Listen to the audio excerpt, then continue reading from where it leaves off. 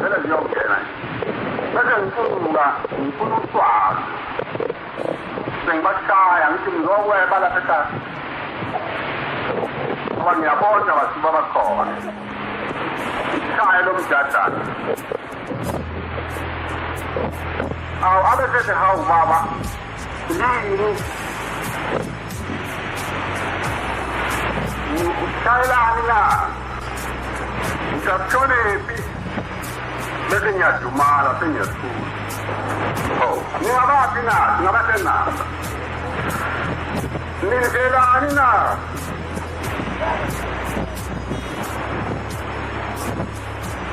iyakhala le ngane ndadla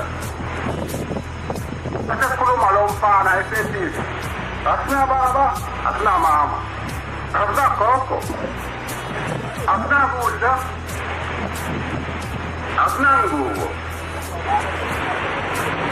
abafundisi bakini baphi na bayasikhohlwa bonke manje kufike iphupho kuye lo okhalayo lapha keze lapho esiphakameni azokwenzani na azokwenziwa sithi asize lapho esiphakameni sizawufike sithole ukudla sithole ingubo sithole indlu sizawuthola omama sithole odadewethu sithole abafowethu sithole obaba Phakameni na sifike le ngane kuthiwa size enkosini yalapha ephakameni SHEMBE bese ngiyajapha bese ngiyadumala ngashaya ingane ezihluphekayo zingezile ukuzokweba na zithi ingane zikhasekusela Langa manikirana solo ezikwembethe okuncane kona angikazi wakwembetheni kwakwembethe intwana yininje emanikinikane lengalo okuncane bese ngidabuka kakhulu ukuthi hawu kanti kanjani leyo nto ngiyikhumbule njalo kodwa side lesi sikhathi uma ngicabanga mhlawumbe kungo-1940 noma 41 kuleyo mnyaka kodwa ngiyikhumbule ngibone ukuthi baningi abantu bakaNkulunkulu esibaxoshayo uma beza nasemakhaya ethu nasemathempelini ethu abadinga uNkulunkulu ngokuhlupheka kwabo futhi laba abangadinganga uNkulunkulu sigebengu sikhona sizafika umsebenzi ashayela ungakapheli unyaka sesithatha umfazi womuntu lapha ekhaya sihamba naye angingayikhohlwa leyo ndaba ngoba ngangijabulela lesi sigebengu ngithi umuntu onosizi umuntu ohluphekayo kanti akekho njalo maNazaretha ngithi phela mfa uNkulunkulu siyambuza wenzeni na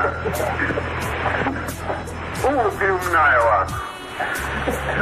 ngalesi sikhathi akakazisole akakaphenduki impendulo yakhe unandabani nomnayo wakho umalusi wakhe yini uthile imawusho njalo na ungakubulela umntanami wena na uthi uNkulunkulu lenhliziyo yakho ibomvu igcwele igazi lomfowenu igazi lomfowenu liyakhala lapha kimi enhlabathini omunye kwafika ezulwini uyabona ngoba uphenduke awusisoli sengizawubeka isiqalekiso phambi kwakho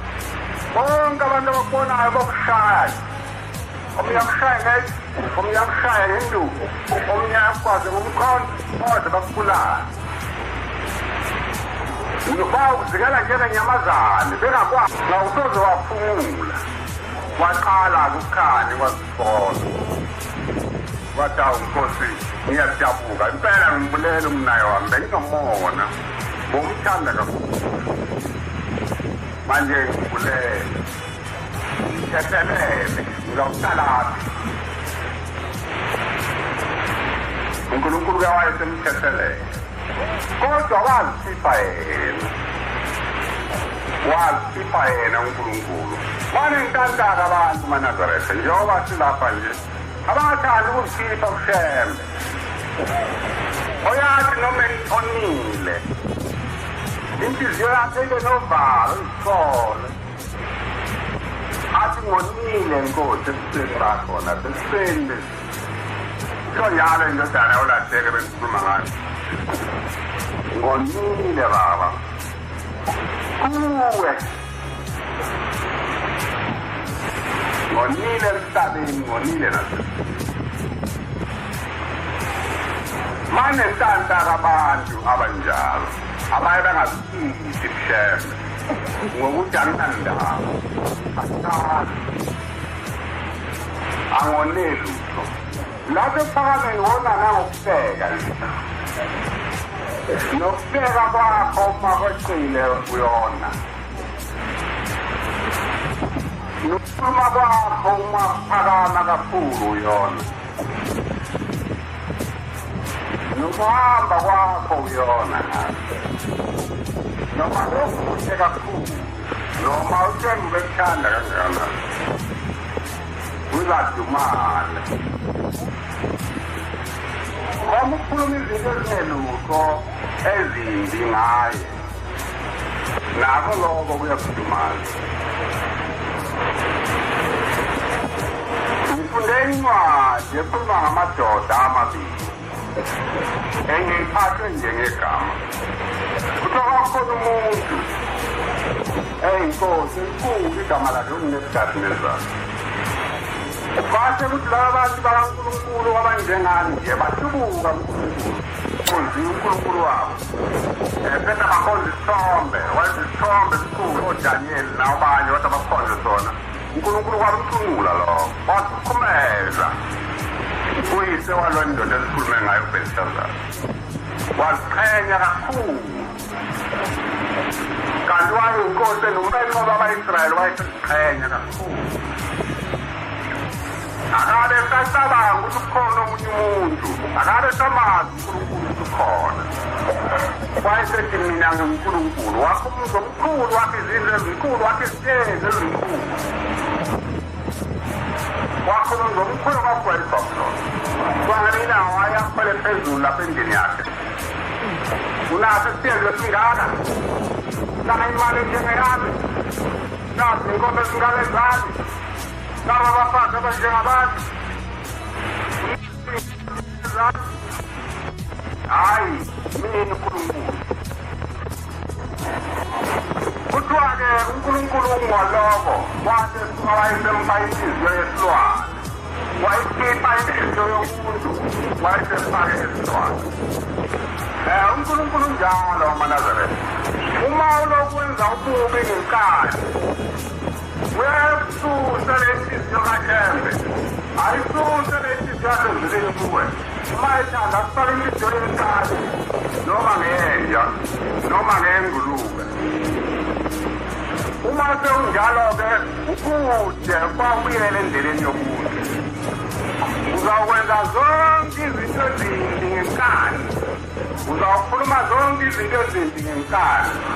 uzawudla konke okungcolile ngenkani ngeke into muntu ngoba ayisekho inhliziyo yomuntu kuwe sekwangena inhliziyo yesilwane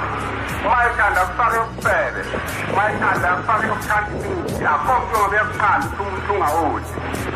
uzawudla noma umuhle noma umubi noma unjani noma unjani noma inyanga ibhosha phambi kwakho iphida udle ngoba sewangena inhliziyo yenkukhu neyezinja yokuthanda ukudla okubi uNkulunkulu sewayikhipha le yasekuphakameni inhliziyo le kaShembe seyaphuma kwase ukuwa inhliziyo yesilwane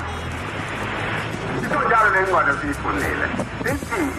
uyihlo wena Belishazar wahlubuka uNkulunkulu wenza okubi uNkulunkulu wayesebepheni bakhona abantu abanjalo wena uyombone kungumuntu nje kanti cha sewafakwa inhliziyo mhlawumbe yengwenya mhlawumbe ngenyoka lezi zinto ezidla abantu ungeke umnqande emthakatheni